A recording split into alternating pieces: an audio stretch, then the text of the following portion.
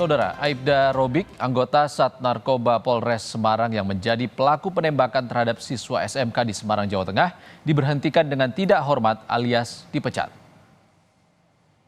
Pemecatan dilakukan berdasarkan hasil sidang kode etik yang digelar pada Senin 9 Desember 2024. Keputusan diambil setelah mendengar keterangan saksi serta alat bukti yang mendukung adanya pelanggaran yang dilakukan Aibda Robik. Aibda Robik dinilai melakukan pelanggaran prosedur penggunaan senjata api. Atas putusan itu, Aibda Robik menyatakan banding. Sidang Komisi Kode Etik Kepolisian terhadap terduga pelaku Aibda R.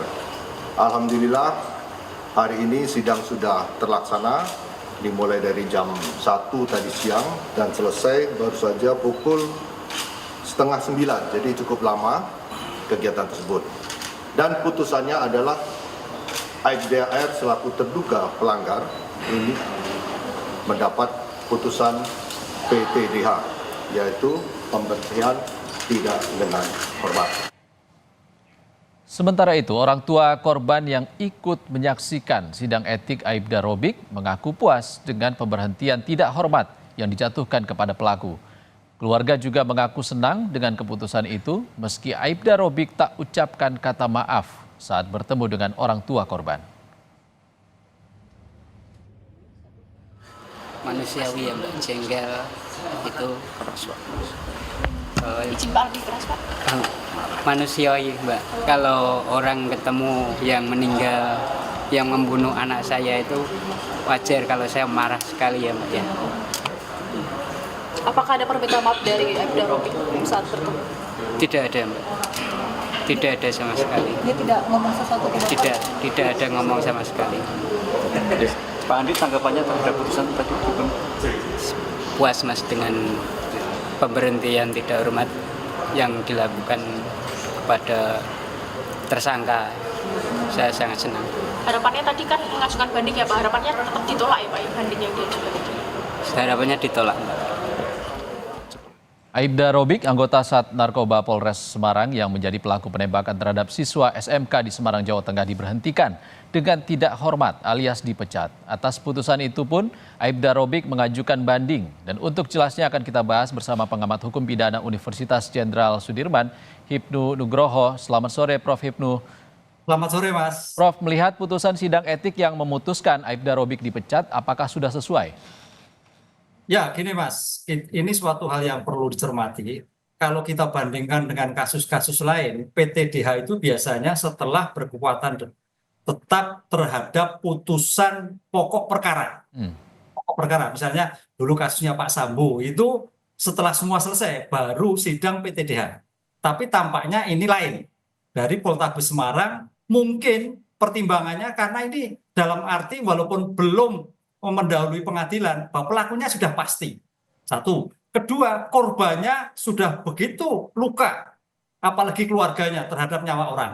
Sehingga tanpa menunggu putusan pengadilan yang sudah pasti, tapi sudah PTDH dulu. Saya kira juga tidak masalah, karena pidana PTDH itu adalah bagian pidana tambahan sebagai organisasi, sebagai orang bernaung dalam institusi kepolisian. Kalau memang sudah tidak bisa dipertahankan dan kejahatannya pasti, ya kenapa mesti menunggu kepastian dari putusan pengadilan negeri?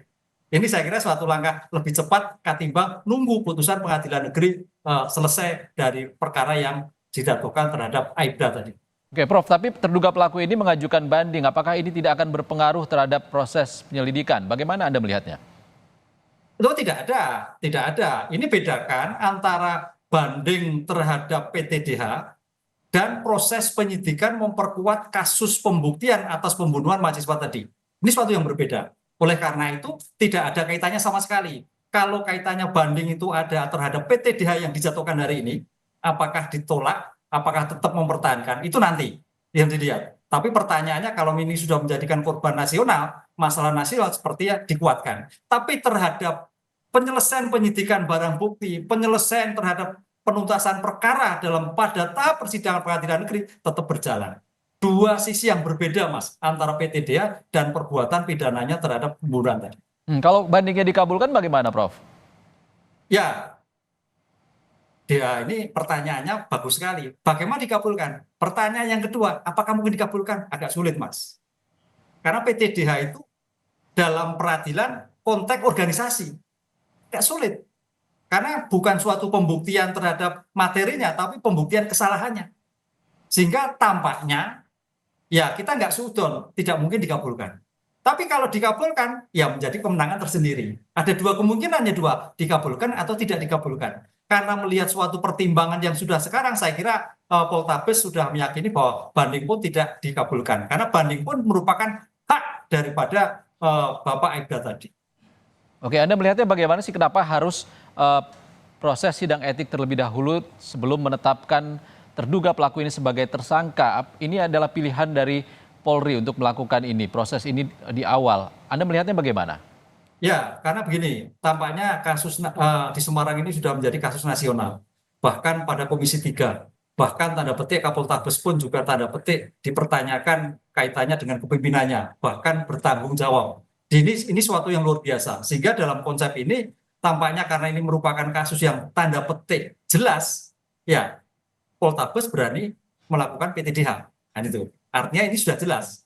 Sehingga kalau masih ragu-ragu, ya mungkin tidak terjadi seperti ini. Makanya tadi saya katakan, idealnya kalau kita melihat kasus-kasus yang lain, putusan pokok perkara dulu, baru terbukti dari PTDH. Ini tidak PTDH dulu, tapi suatu yang berbeda, Mas, antara pidana pokok dan PTDH.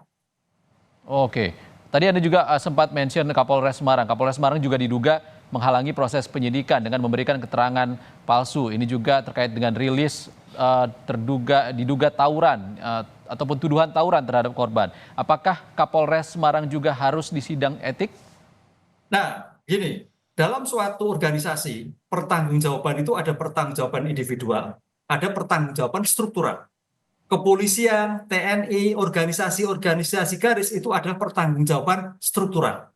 Dalam pertanggungan struktural, sebagai struktural, komandan itu adalah sebagai bapak, sebagai orang tua, sebagai pengayom, sebagai teman. Oleh karena itu, dalam kasus ini, Poltabes Semarang mau tidak mau bertanggung jawab atas kasus yang bersangkutan.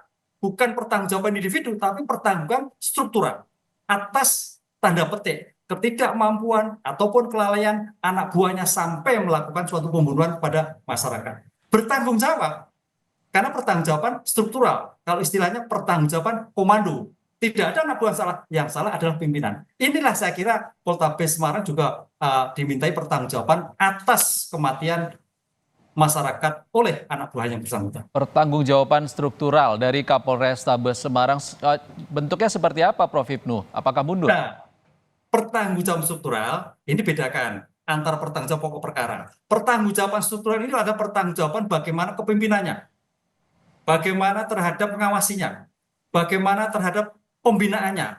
Tadi saya katakan, sebagai pimpinan, sebagai komando, itu laksana sebagai bapak yang baik, teman yang baik, pamon yang baik, rekan yang baik, pelatih yang baik. Sehingga kalau sampai seperti terjadi ada suatu pembunuhan oleh anaknya, yang mau tidak mau sebagai pimpinan bertanggung jawab.